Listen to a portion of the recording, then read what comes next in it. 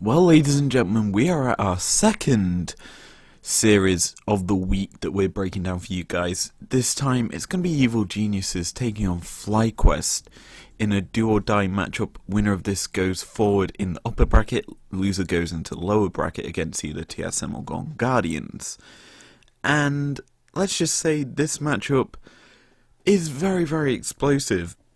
Both teams are your kind of second place team that you expect to be in second with the roster they have after their strong seasons, and these games showcase their strengths, and it's very, very explosive.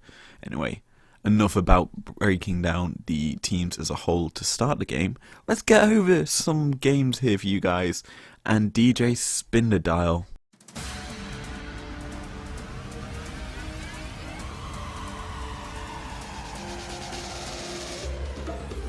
So let's jump straight into this. We're going to start with the ban phase. Obviously, Evil Geniuses ban out the Syndra, Rakan and Olaf, whereas FlyQuest ban the Senna, Aphelios and LeBlanc. And immediately, the big note is FlyQuest take out the two big ADCs in the current meta, Aphelios and Senna.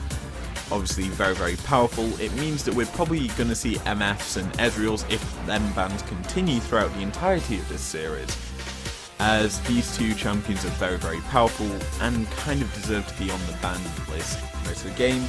Obviously, EG's bans are they removed the Olaf, hinting that they want to pick Gragas first, and they pick up Rakan bans and Syndra, also targeting the bot lane as their two big bans towards that bot lane map. As you can usually see a Rakan paired with a Xayah, so you kind of nullify the Xayah pick, and you do the same with obviously the Syndra. It nullifies a strong mid lane and also bot laner for the entirety of the game. So we arrive into the first part of the picks, where we see a Set being picked up here for Evil Geniuses. Now obviously Set is a very, very strong champion in terms of the 1v1 matchup in the top lane. He can go into pretty much everything and build up a lot of grit and then just hit him with a haymaker and kill him off like that. In response, FlyQuest pick up the Varus, obviously a very, very strong champion in that bot lane. Surprised it's a Varus pick anyway. Realistically, you could pick something like an Ezreal or even an MF and play fairly safe, obviously with their movement speed and the arcane shift on Ezreal allowing a lot of movement options. Now, Aatrox is the second pickup here for FlyQuest. Obviously, kind of a good matchup for it into the set. Obviously, you're not aiming to fight the set. You're kind of just there to scale up, get to late game where you can be a massive impact in teamfights by flanking the opposition. And in response, FlyQuest pick up their bot laner after seeing the Varus picked up, and they choose to pick up a Kalista. Now, obviously, Kalista is a very, very strong option here, as she has a lot of damage. She's very strong in the current meta, and she's essentially able to just keep piling on damage and damage, because every auto attack means she's just going to leap closer and closer to you, and as you're running away you can't really escape because them Ren stacks are going to build up. And what's good to pair alongside a Kalista who's wanting you to come nearer to her so she can stack more spears onto you? A Gragas. Obviously, I hinted before that with the Olaf ban by Evil Geniuses, they wanted a Gragas, and they pick it up here third for the team. And obviously, that is quite huge because Gragas pairs so well with the Kalista. You essentially explosive cast objects back into her, and she's just able to stack more and more Ren spears. But in response, we do see our first shieldy champion picked up for FlyQuest in the Pantheon.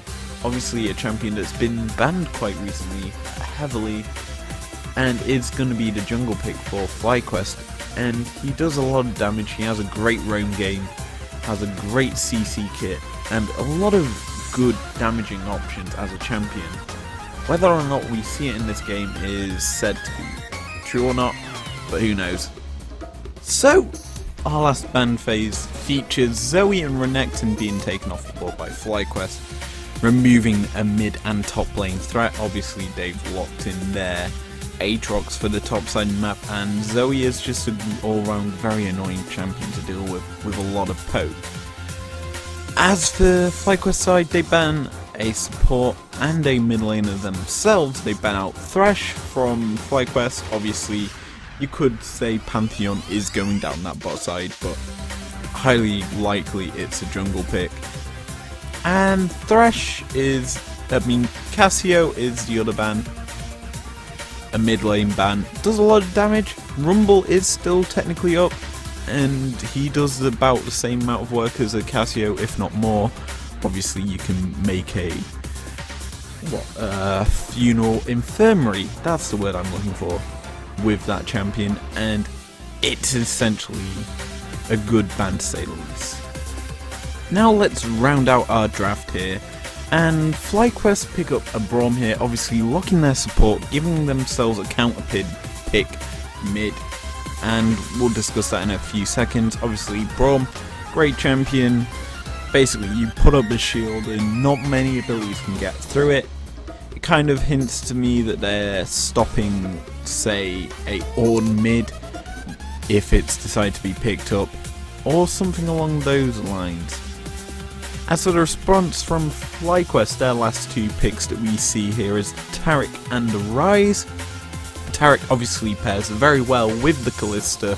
Obviously you ultimate with the Taric and then you get launched in and you do a lot of work. You're essentially a dive team that works very well. You could also combine this with, say, a Zac if they had it instead of the Gragas, and it would be insane because he just elastic slingshots into a fight to jump in as you're popping the ultimate, and essentially he can shield teammates that are being ganked. However, we don't get that, and we see a Ryze in the mid lane, obviously a very good champion in terms of the fact that he does a lot of damage. He casts so many spells a second that it's kind of hard to deal with, and is very strong to say the least. As for the last response that we see here from FlyQuest, it's going to be an Azir pickup. Now this champion just creates Sun Soldiers and has insane amount of attack speed as a whole, and he's great in that mid lane because once you start getting pushing lanes and killing turrets, he can create turrets of his own that create pressure around the map, and it makes it very hard to actually dive him with his shifting sands and that turret ability. He's kind of hard to deal with, and as a whole is a very strong champion in the current meta. Now that's the draft over and done with. Let's jump into our first game of this best of 5 series.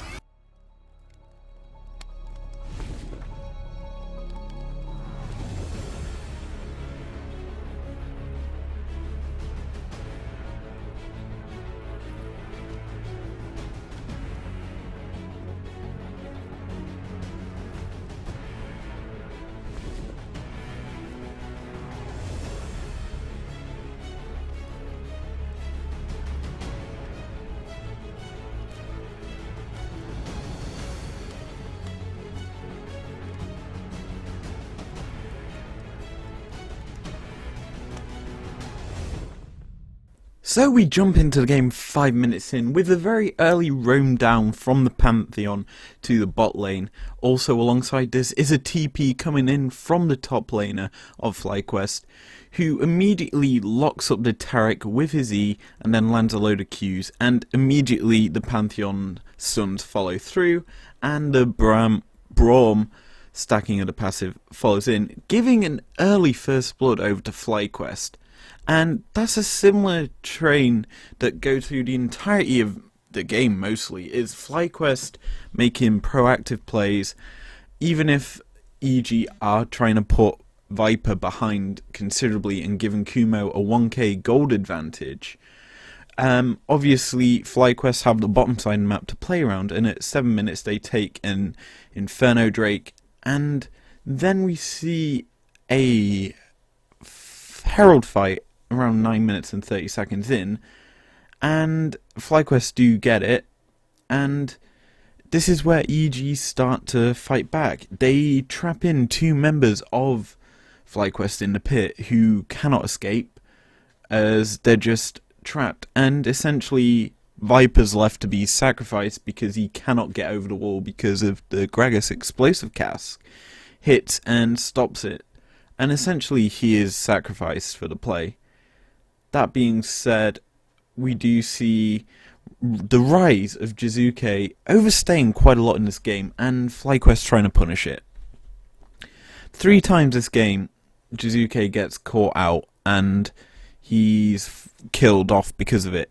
One of the times he does escape, granted, obviously using the realm warp as an escape tool, but he's doing his job of slip pushing and being an absolute nuisance in the game as a whole. So, what is the kicker that causes evil geniuses to turn the game around and pick up the win here? Well, let's just say FlyQuest punished Jizuke's positioning again due to a good vision. Obviously, Jizuke doesn't know he's stood on a ward and immediately gets collapsed on by members of FlyQuest, and he's immediately stun-locked up by a Pantheon and killed off. From there, it's a very bad call, I do feel, as FlyQuest decide to start a very early Baron at 21 minutes into the game, and the issue with this is they're stood on an evil genius's scuttle crab with vision of the entire situation. So, with full knowledge of what's happening, yes, you don't have your Rise, you still have your jungler who's building AP, who has smite and can absolutely destroy you in a fight. You decide to take this 40-50 trade where it's not definite that you're going to pick up Baron, plus it's so early into the game, and what happens is Centauran gets killed essentially by the Baron, similarly to how Braum gets killed. He and the Pantheon are just chunked out by Baron, as well as barrels coming in from Gragas. That what happens is, when FlyQuest decide to turn and fight because they have to, because evil geniuses will just kill off the low health members, essentially what happens is everyone dies on FlyQuest's side. It's a 4-for-1 in evil geniuses' favour, and that's a gold lead going over to evil geniuses. Because there is 4 members down on FlyQuest, they can't contest the Baron take this time, and there's no smite on their side, so evil geniuses just take the Baron for free, and essentially from there it becomes very easy for them to push on turrets, pick up kills, and finish the game. As what happens 28 minutes into the game, we see a big cask flank hit the perfect members of FlyQuest, essentially locking them away from their team, pushing everyone away, and then a massive showstopper from the set to finish them off. And essentially what happens then, evil geniuses continue to chase with the realm warp, with flashes, with Callistas hopping and leaping around onto the remaining members of FlyQuest, killing them off from the game, and then killing the Nexus off in the exact same play, as the minion wave just gets pushed up by low health evil geniuses members, and that essentially wins evil geniuses the game due to one really bad early game decision, well, mid game decision 20 minutes in by FlyQuest. Now, that's essentially what happens game 1. Let's jump into our game 2 draft for you guys.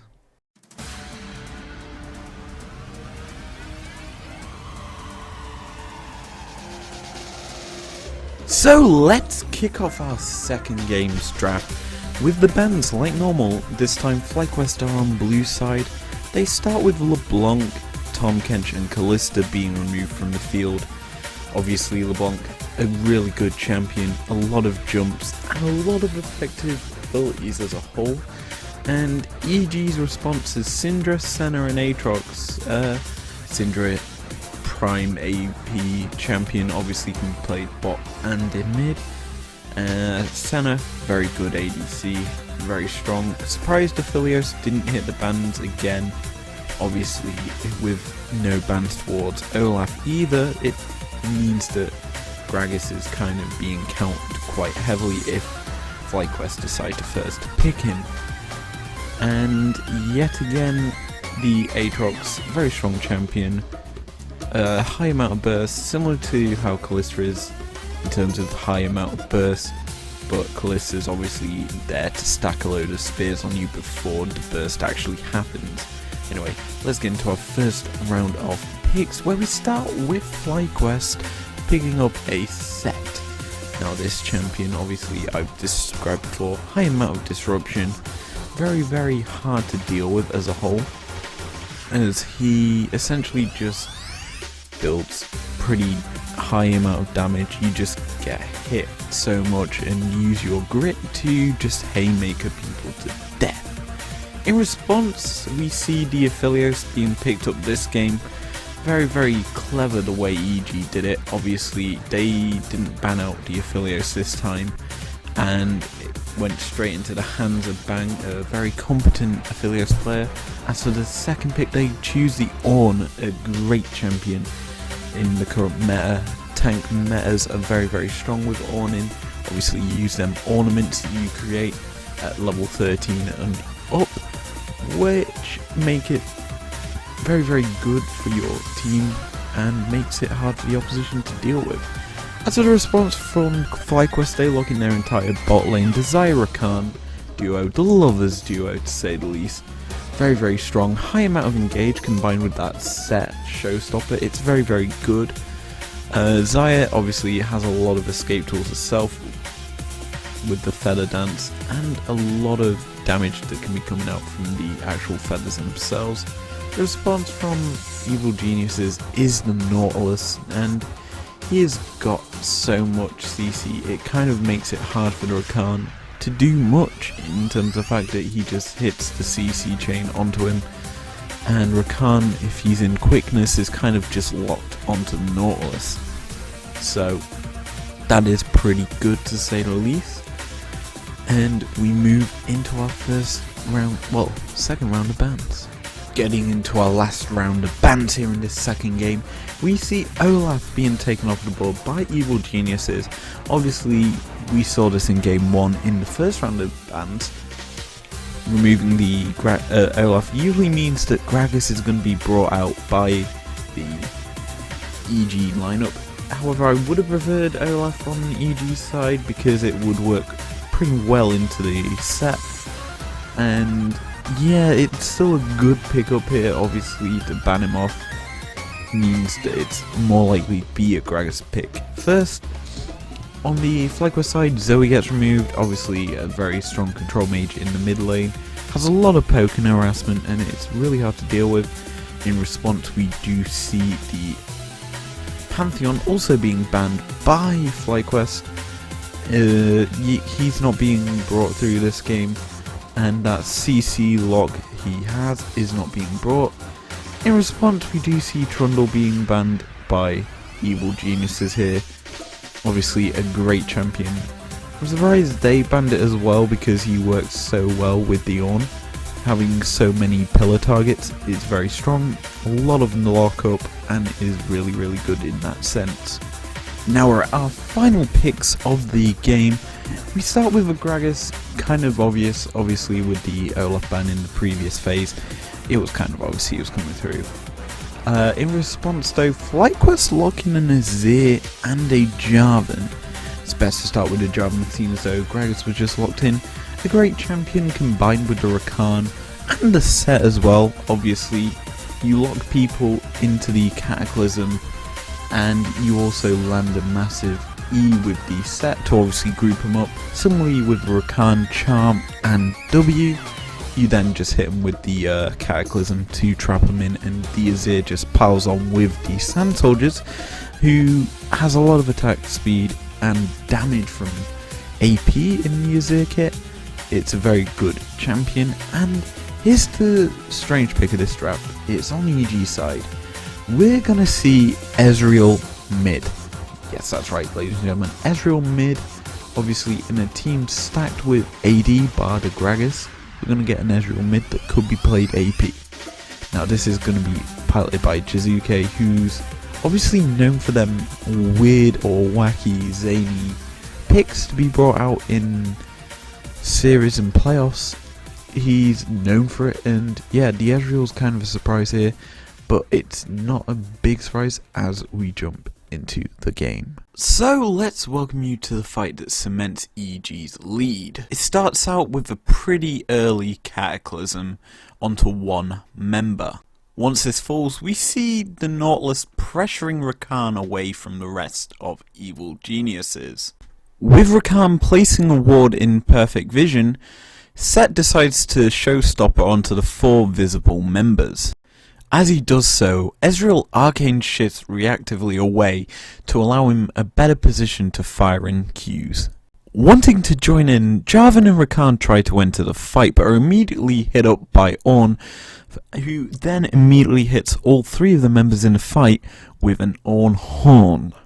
Now locked up, the Aphelios launches the Infernum Moonlight Sigil onto them 3 members, absolutely decimating their health bars. With 3 members dead and no real tools to re-engage, Azir and Xayah decide to run away and retreat from the EG team members, who are obviously still alive because none of them died, and they decide to split up their attack, sending 2 towards the Ocean Drake and the rest of them up to the Baron to split the map and take them objectives. However, they run into FlyQuest, the remaining members, and Xayah, with no ultimate, no flash, gets immediately burnt out.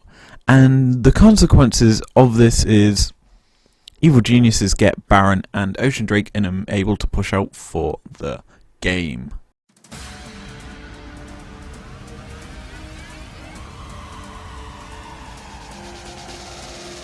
So let's kick off game 3 with a bang. Obviously, we have Solo subbing in for this game, and let's discuss the bans. Starting off with LeBlanc, TK and Gragas for FlyQuest, and evil geniuses banning out Syndra, Senna and Renekton, keeping their bans pretty much the same throughout the entirety of the series so far. Only major change realistically in the bans is the Gragas, who has seen play in almost all 3 games so far, and removing him here for this game is great. He's been such a nuisance, and it leaves a very nice set to be first picked for FlyQuest as a whole. Jumping into our first round of picks, we start with the set, obviously picking top here for Solo, a champion he's known to thrive on. A great first pick as well, very very strong in that top lane, and can be a power play champion that can just carry a game. In response, we see the Aphelios being picked up yet again for evil geniuses, alongside Ornn, a great first pick champion who just is able to lock up a lot of team members and be such a nuisance in team fights. Now, next pickup is the Xayah Rakan again from game 2. Obviously, a very very strong bot lane that has a lot of pressure. Obviously will do well into an Aphelios who does lack mobility, and as such, the last pick of this first round of picks is Nautilus to keep the same draft going. Obviously a lot of CC with this champion that can actually make team fights go very very heavily in their favour alongside that Ornn. And as we hit our second ban phase, we see Trundle, Pantheon and Zoe and Lee all hitting the ban bench. Obviously Trundle and Pantheon, 2 champions that have been on the bench for the entire series mostly, and yet again I'm still surprised it's banned by evil geniuses, the Trundle, because it's a champion they could take that would work considerably well in the team comp. Yet again, Zoe is a prime Jizuke mage in that lane. Obviously he could play a LeBlanc, but she's obviously banned. Diana is still available, Echo's also available, but we don't get to see that sadly. But you know, Lee Sin's the other ban for FlyQuest. Obviously it kind of puts the Elise as a target Talia as a target and Karthus as a target for evil geniuses to pick up, or even FlyQuest to pick up to give them some AP damage in that jungle role, which would be quite nice, to say the least, as all the premier AD junglers are kind of being taken out by both teams. That being said, as we hit our first and last round of the second round picks, we have Sejuani being first picked here by EG, obviously locking in their jungler, giving the counter pick to mid, and obviously Sejuani, great jungler, big tanky bruiser that can lock up the target, works very well with Diorn and the Nautilus's goals. Obviously if you combine this sort of lockdown into a team comp, it's very hard to actually kill them because they'll just lock you up. In response to this, we do see the Jarvan, a champion that can work round the schedule, I guess, similarly onto the Nautilus. Is this team for EG, once they use their abilities, they're kind of trapped, and with a Jarvan to amplify the trapness, it's a great champion to obviously pick for this team comp. Now, the last pick here for FlyQuest is going to be the Azir. Again, this champion has a high amount of attack speed and damage that works so well with the Jarvan ult and the Rakan W and ult, and then the showstopper from Sedge and his E. It's essentially a very good team fighting comp FlyQuest have drafted. In response, we do see a champion with a bit of mobility picked up for evil geniuses in the Ezreal, a champion that was played last game by Jizuke, and it will be piloted in again in this game to probably similar success, who knows. But yeah, it's a very, very strong team comp fighting draft by both teams, and I can't wait to actually see how either team actually execute, or if they do manage to execute their team comps to any sort of success here. So, with that in mind, I hope you're ready to jump into our third and possibly final game. So, game number 3, do or die for FlyQuest, and well, let's just say this game gets off to a great start for them, with Solo subbing in for the third game and possibly the last. There's a lot of focus on him in this game, as 2 minutes into the game a very early gank is given up to him, which forces the Ornn, played by Kumo, to flash away, giving over such a huge advantage to a Set who already wins lane with ease without any help. Now with help, he's essentially free to reign this lane, and this team comp by Fly heavily prioritizes this top side map, and when I say heavily, I mean they don't give any breaks to Kumo. Constant pressure throughout the entirety of this game, and granted that he's been put behind, EG narrowly miss out on actually getting first blood in the bot side of the map, and you're probably wondering, what do you mean by that? Well, let's just say a trade between the laners. Obviously you get these skirmishes happen throughout the game. Wild Turtle almost gets popped. He's on about 10 HP at the end of this skirmish, and yeah, you could have killed him maybe if he flashed forward and autoed and traded his life, but you're still getting first blood gold, which is still a bit more useful, but it still puts the bot lane behind for FlyQuest. So FlyQuest are now kind of focused into the top side of the map, even more than they already was, and what we see is Set picking up first blood, not against Kumo, oh no, it's against the Sejuani, as Jarvan and Set are doing a in-vision of evil geniuses Herald. In essence, what happens is Sedge decides to walk up to maybe try and smite steal it. I don't know what the plan was. I'm not in their voice comms, but what happens is he steps forward and he just gets hit up by the Jarvan flag and drag, and then hit by the set stun combo, essentially giving over the kill to the set for free, as he also fail flashed.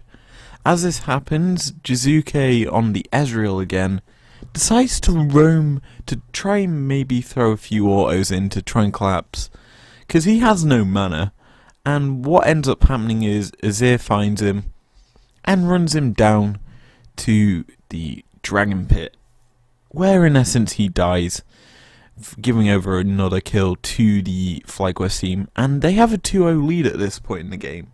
And you're probably wondering, so FlyQuest have a pretty good control, and you'd be right, they do have control, and it kind of gets put into the prospect that Azir needs to scale up, and Set is already at a strong enough point, he will win the game late anyway.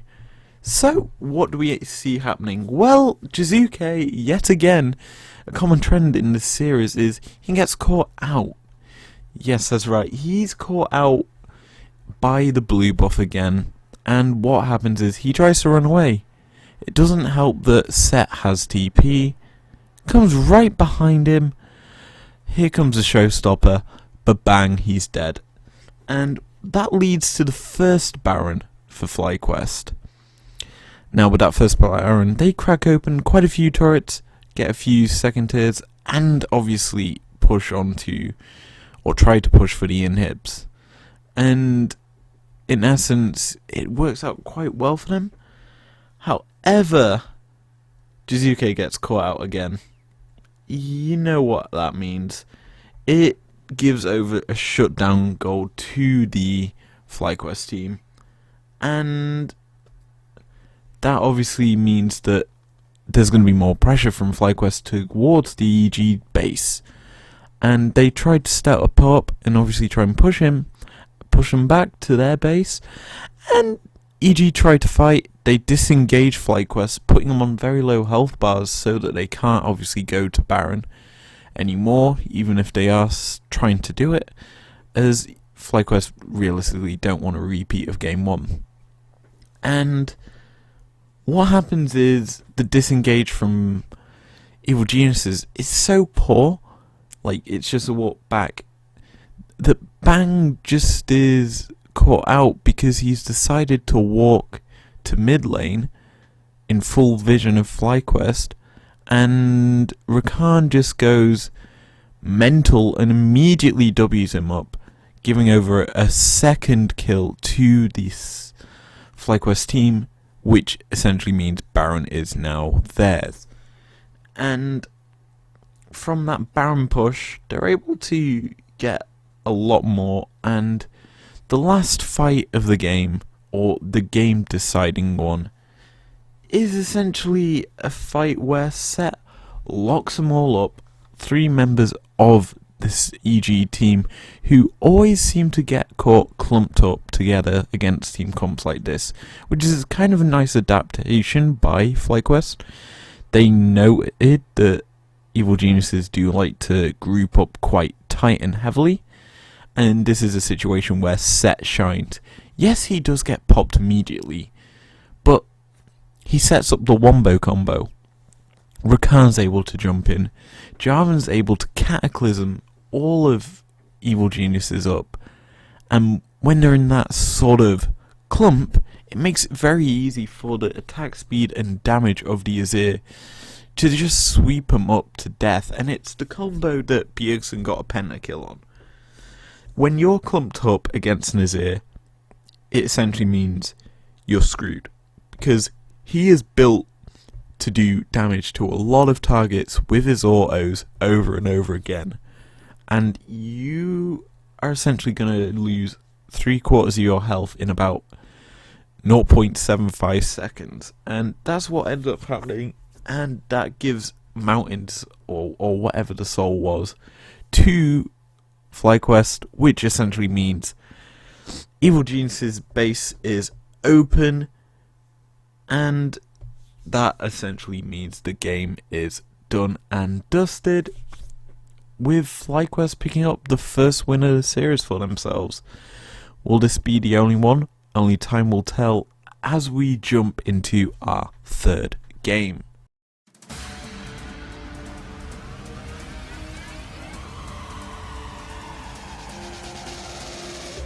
Welcome to our fourth and possibly final draft of the series between Evil Geniuses and FlyQuest. Evil Geniuses are on blue side for this game, and they start off with the Syndra ban, followed by a Rakan and a Zir ban for Evil Geniuses.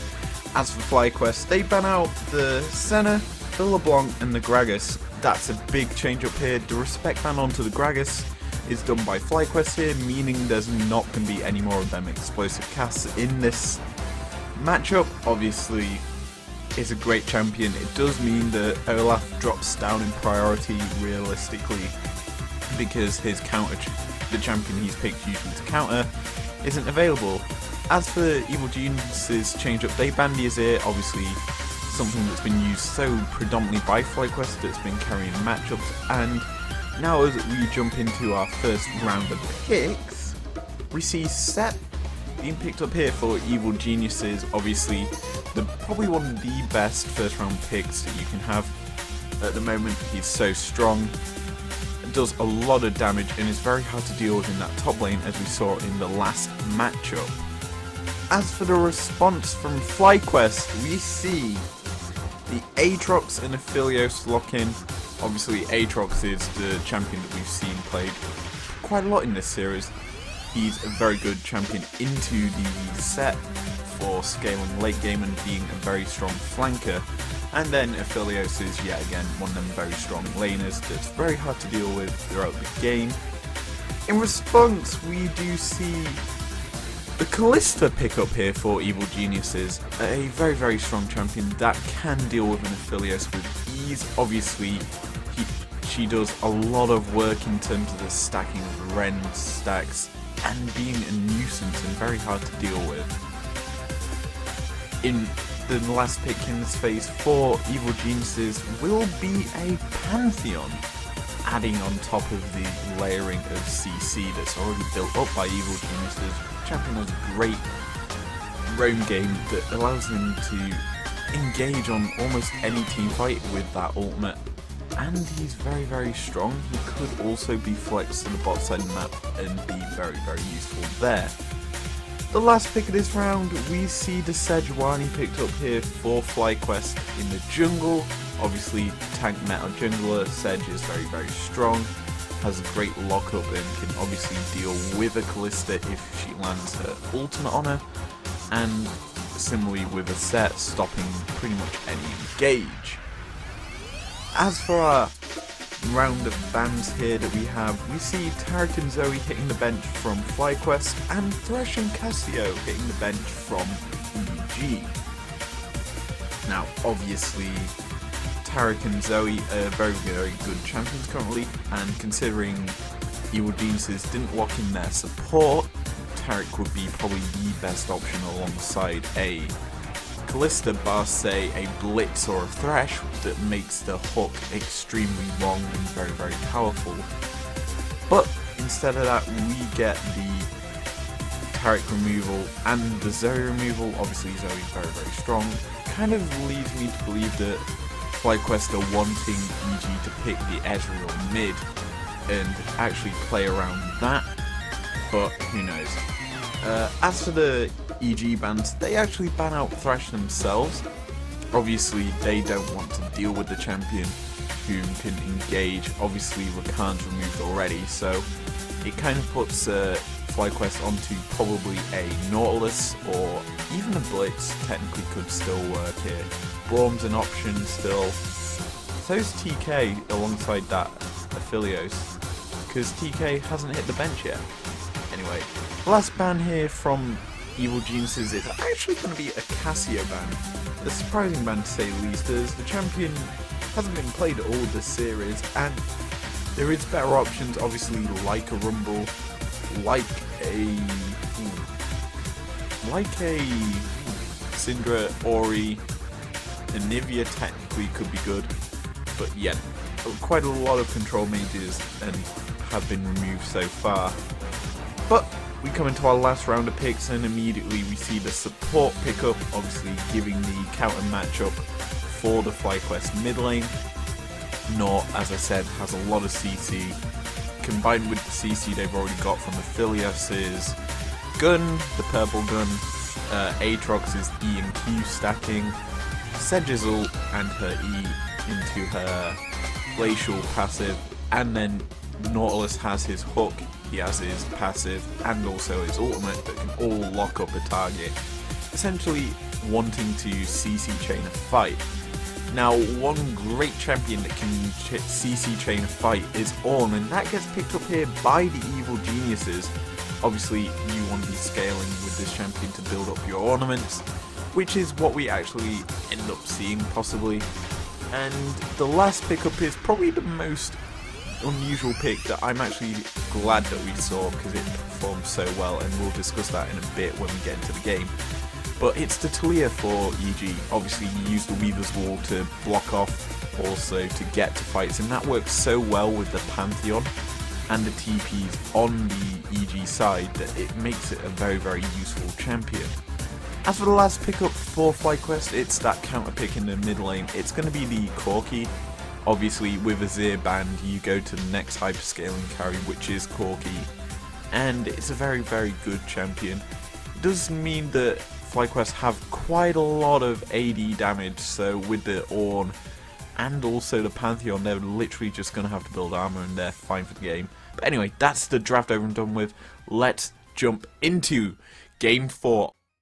So this game starts out really well for Evil Geniuses. At level 2, they're zoning FlyQuest off the bot wave, giving them a 1 level advantage, obviously, and with no abilities realistically on the FlyQuest bot lane, they decide to take a trade that favours them onto the Nautilus, putting him really low, and because of this, FlyQuest realise that they can just proxy the minion wave and essentially push them away from turret.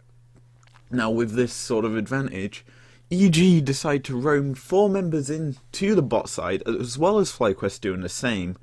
However, Nautilus is obviously really low, and it's just stepped a little bit too far, and the engage comes in by the Set, who absolutely decimates him. And because Sedge has to respond, Sedge pays the price, and EG pick up first blood literally 2 minutes into the game.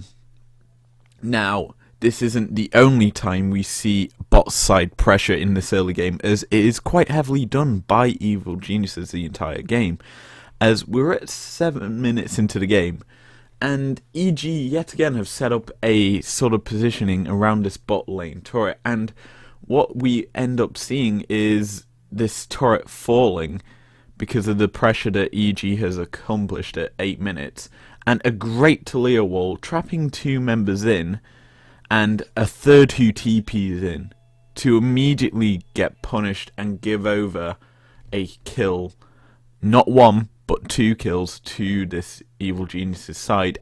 Now this play overall nets Evil Geniuses such a strong lead in this bot side of the map, as Bang's able to get further and further ahead, and on a Callista, you want to be hitting your power spikes really quickly in order to have that big of an impact in the late game. So you want to be getting your Hurricane, you want to be getting your attack speed items so that you can maximize the stacking of your spears. And with the Ocean Drake being taken here for free by Evil Geniuses, we get to see how this actually turns out.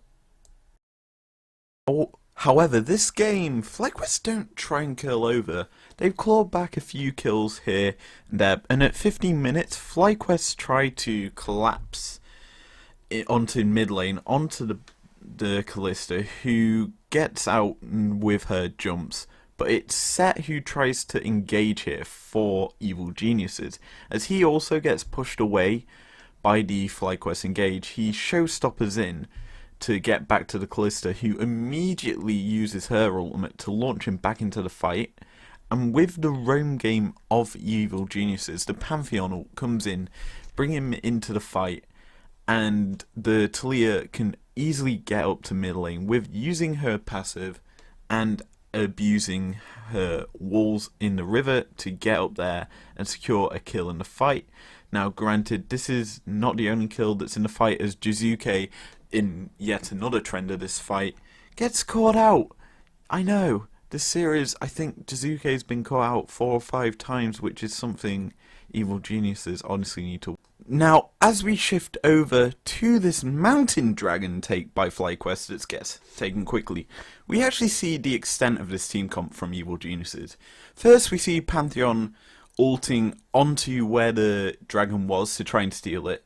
Then we see the Talia wall sectioning off the FlyQuest team, giving over an easy kill on the Aphelios to Jizuke. And then we see the actual engage from the Callista, who's just able to throw in a few spears, not that many, and Jizuke is able to poke him away with his Q.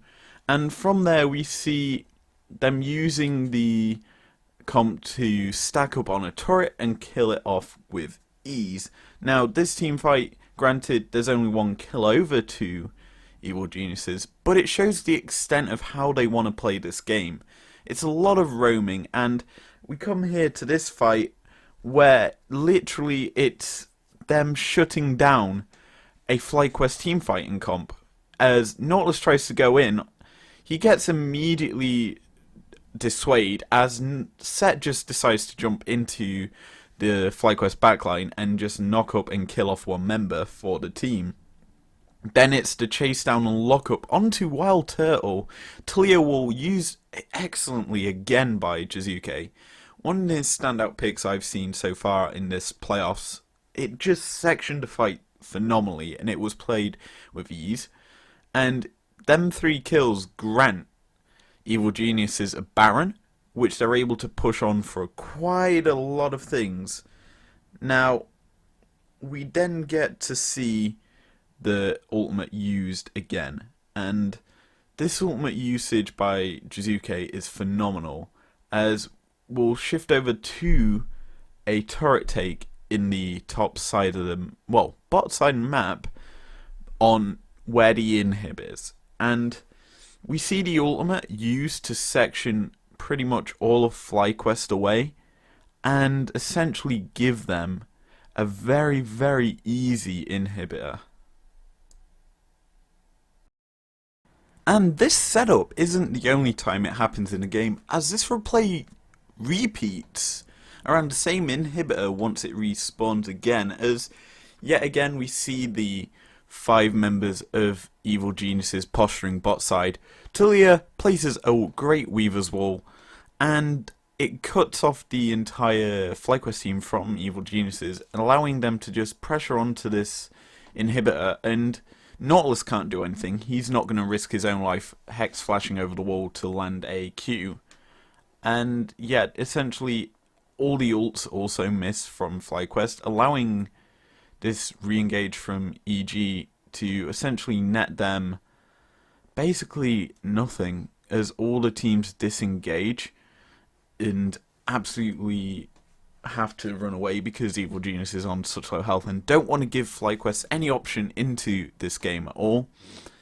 And what ends up happening is we see this FlyQuest team take the Mountain Drake here, and it's sort of a race for the FlyQuest base as Mountain Soul goes over to FlyQuest and Set tries to buy time and stop the recalls, as 2 members of Evil Geniuses get onto the inhibitor, pushing for the game. However, the re-engage from EG onto the remaining members of FlyQuest who didn't TP back or make the recall, which is literally the bot lane of FlyQuest, get absolutely demolished here and collapsed on. Pantheon will use yet again to stop anything. And then it's just a straight fight between the 2 teams here. And Aatrox is popping off. You should expect in a team fight to be landing a lot of Qs and heals. Set's getting kills. Callista was jumping around before Set absolutely gets demolished by Aatrox. And now it's Pantheon versus 2, which is a Nautilus and a Aatrox, whereas it's Ornn versus Pantheon, and Pantheon gets a kill here onto Nautilus, but Aatrox is just able to run him down and kill him with ease, and then it's just Ornn versus Aatrox, which, as you know, is just a stall-out matchup in that topside map. And this is the ending play. We see a Baron bait here by Evil Geniuses, who then decide to turn on to 3 members of FlyQuest, and this is where they die. All 3 of them get bursted out here, and what we end up seeing is the 2 members of Evil Geniuses who try to end getting the Nexus into literally 0 health. And then it's just 3v2, and the Evil Geniuses members just go straight for the Nexus, ending the game and giving them the series against FlyQuest here. Now, as a whole, this was a very, very explosive series, and one that I absolutely enjoyed covering. That being said, it has taken me about 3 days to do it, and I've obviously not had the time to, and I've been obviously trying to plan out some other things. Now, what we can expect here for the next few days is quite a lot of content on my channel, as we will have our predictions for the LEC and LCS's playoff second round, and the losers brackets of the second round, which has got some big matches to cover, obviously. And we've also got a lot of good, juicy stuff to actually cover, in terms of the fact that TFT, we're looking to get into gold and upwards. But yeah, that's going to be it for this episode of the Anarchy Analysis Series Breakdown. If you enjoyed it, leave a like down below, subscribe if you're new around here if you want to, and I will be seeing you guys later. Peace out.